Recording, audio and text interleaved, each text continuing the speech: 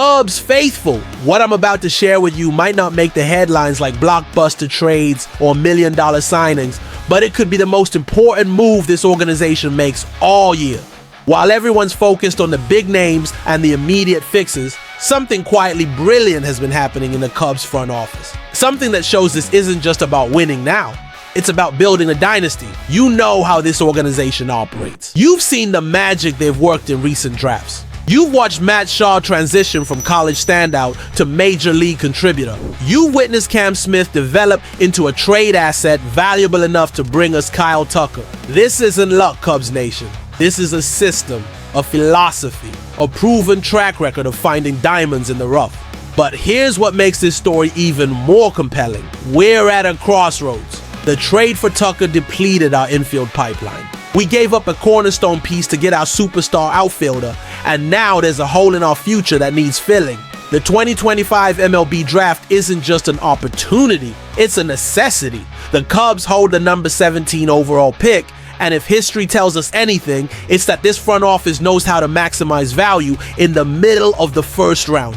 Shaw at 13, Smith at 14, both absolute steals who exceeded every expectation. Now, with pick 17, they're positioned to do it again. But this isn't just about any college player. This isn't just about filling a need. This is about finding someone who embodies everything the Cubs organization represents. Grit, determination, and the ability to rise above expectations when the lights shine brightest. Hit that like button if you trust this front office's draft strategy. And subscribe, because what's coming next will show you why this pick might be more important than any trade deadline acquisition. The scouting reports started filtering in months ago, but now they're impossible to ignore. Wake Forest shortstop Marrick Houston isn't just another college bat, he's a revelation.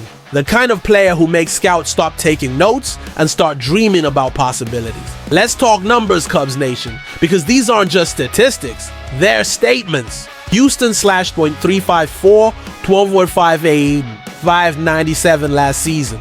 Those aren't typos. A .3544 batting average that shows consistent contact ability. A 458 on-base percentage that demonstrates plate discipline beyond his years. And a .597 slugging percentage that represents a massive jump in power production. But here's what makes those numbers truly special. They came with 15 home runs and 66 RBI in just 61 games. Career-high power numbers that show a player who's not just improving, he's exploding. The kind of development curve that makes front offices salivate and fans start dreaming about the future. Keith Law from The Athletic sees this as a value pick, similar to when Shaw fell to the Cubs 2 years ago. But here's what Law might be understating. Houston isn't just falling to the Cubs, he's exactly who they've been targeting all along. This organization has a type, and Houston fits it perfectly. He's not thought of as a slugger, but don't let that fool you. He's a contact hitter with projectable power, the kind of player who gets better with professional coaching and better competition. The kind of bat that could rise quickly through our farm system and be contributing at Wrigleyville sooner than anyone expects. But Cubs faithful, the real story here isn't just about the offense. It's about defense, about foundation, about the kind of player who can anchor an infield for a decade. Houston is thought to be one of the best defensive shortstops in this entire draft class. Not just good, one of the best. This is where it gets interesting, where the Cubs' strategy becomes crystal clear. They're not just drafting for immediate impact, they're drafting for sustained excellence. They're building something that can compete not just this year, but for years to come. The comparison to Shaw isn't accidental. Shaw was the college bat who could rise quickly, who had the tools to contribute immediately, who represented everything this organization values in a prospect. Houston could be the next chapter in that story, the next piece of the puzzle that turns a good team into a great one. But there's more to this story, Cubs Nation. There's a connection between all these moves, all these decisions, all these calculated risks that this front office has been making. Because while everyone's debating trade deadline acquisitions and luxury tax thresholds, there's been one overarching theme that ties everything together. This organization believes in building something special. They believe in taking calculated risks on players who might not be the obvious choices, but who have the tools, the character, and the potential to exceed expectations. They believe in creating a culture where young players can thrive, where veterans can rediscover their greatness, where the impossible becomes possible. Houston represents that philosophy perfectly. He's not the flashiest name in a draft.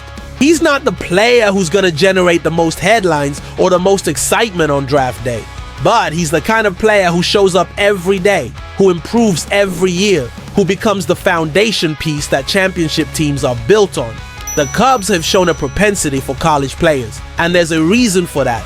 College players are more mature, more developed, more ready to handle the pressure and expectations that come with playing professional baseball. They're less risky, more likely to reach their potential, more capable of contributing quickly. But Houston isn't just any college player. He's a Wake Forest Demon Deacon who's proven he can perform under pressure, who's shown he can elevate his game when it matters most, who's demonstrated the kind of growth and development that makes scouts believe in his future. This is where the Cubs draft strategy becomes art. Cubs Nation.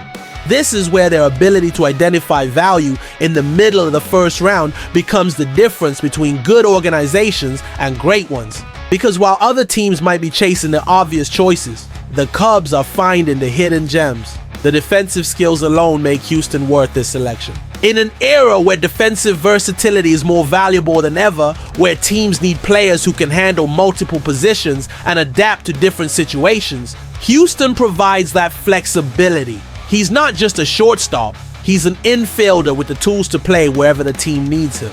But Cubs faithful, here's what makes this story truly special. It's not just about one player, it's about a philosophy, a system, a commitment to excellence that extends far beyond any individual selection. Because while we're all focused on the immediate needs, on the trade deadline drama, on the players who can help us win right now, there's been one name that represents the future of this organization. One player who embodies everything the Cubs are trying to build. One prospect who could be the final piece of a championship puzzle that's been years in the making. And that player might just be the most underrated talent in this entire draft class.